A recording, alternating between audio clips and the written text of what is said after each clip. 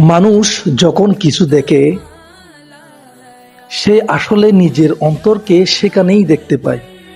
অর্থাৎ সৌন্দর্য মানুষের অন্তরে বসবাস করে। যার অন্তর যত সুন্দর তার দৃষ্টিভঙ্গিতেও মানুষ ততটাই সুন্দর। একদিন রাসূল করিম সাল্লাল্লাহু আলাইহি সাল্লামকে উদ্দেশ্য করে আবু জাহেল বললেন, মুহাম্মদ তুমি বড্ড কুৎসিত। জবাবে মুহাম্মদ মুস্তাফা সাল্লাল্লাহু আলাইহি সাল্লাম বলেন, তুমি ঠিকই বলেছ। এরই প্রতিবাদে হযরত ওমর বিন খাত্তাব রাদিয়াল্লাহু তাআলা আনহু বলেন, হে আল্লাহর রাসূল, আপনি তো চাঁদের চেয়েও সুন্দর। হযরত ওমর বিন খাত্তাবের এই প্রশ্নের জবাবেও হযরত মুহাম্মদ মুস্তাফা সাল্লাল্লাহু আলাইহি সাল্লাম বলেন, তুমিও ঠিকই বলেছ।